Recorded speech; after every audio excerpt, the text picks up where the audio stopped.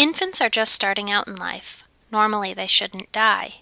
Beyond the exceptional case, nor should mothers die in childbirth. Yet at the beginning of the 20th century, U.S. mortality rates for both were unacceptably high, albeit higher for infants. In fact, as many as 30% of infants died before their first birthday. In 1912, the federal government responded to the problem by creating the Children's Bureau, which brought a change in focus from just infant health problems to comprehensive services that covered both mother and child. Included were prenatal programs to educate, monitor, and care for pregnant moms. Over time, moms have been taught to avoid teratogens, that is, alcohol, drugs, smoking, and other harmful chemicals that could affect the health of their fetuses. They have also learned about the effectiveness of prenatal visits to the doctor, prenatal screenings and treatments in protecting their unborn children from serious illnesses. Furthermore, they've learned what to anticipate in the delivery of their children, as well as what to do in the postnatal period, for example, the importance of breastfeeding and vaccinating their children. Historically, reducing infant mortality has required the combined efforts of public health, social welfare, and clinical medicine. Public health begins with the most basic of interventions, that is, the assurance of safe drinking water and sewage and refuse disposal. Public health also provides assurance of proper nutrition for mothers and children. Today we have several food assistance programs established by law. WIC, Women, Infants, and Children, that supplies food vouchers to pregnant women, infants, and children up to 5 years old who financially qualify. The School Meals Program, which provides free and reduced price breakfasts and lunches for kids in need, and the Supplemental Nutrition Assistance Program, which based on a family's size and income issues a credit card for the purchase of nutritious foods at grocery stores and farmers markets.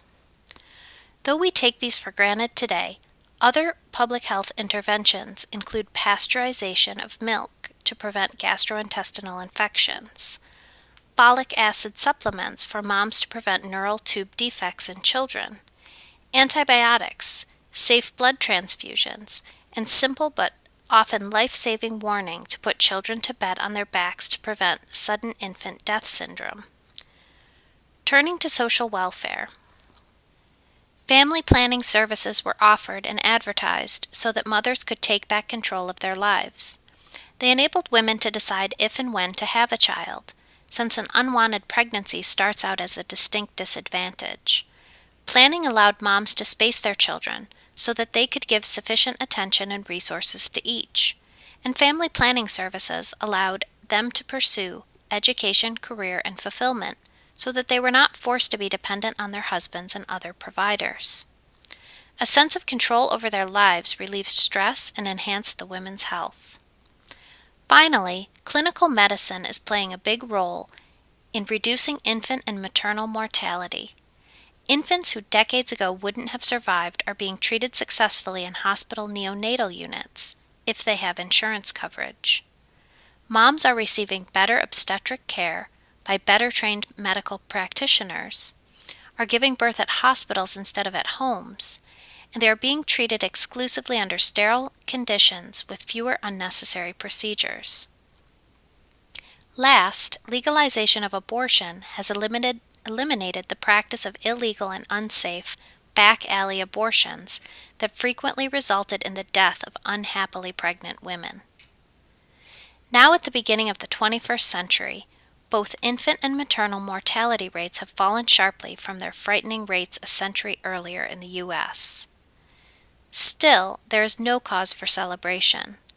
The U.S. ranks 27th in the world in infant mortality after most industrialized nations, and 22nd for maternal mortality. One stark reason is the ever-widening health disparities or differences between various racial and ethnic groups. For example, Black infants are more than twice as likely to die as white infants. Black infants are also more than twice as likely than white infants to be too small or low birth weight as a result of their premature birth. While there are other causes, Preterm low birth weight is frequently associated with poverty or low socioeconomic status. Besides low birth weight, low SES socioeconomic status is associated with lower education level, unemployment, crime, violence, injury, drugs and alcohol, poor nutrition, obesity, chronic illness, and a toxic environment.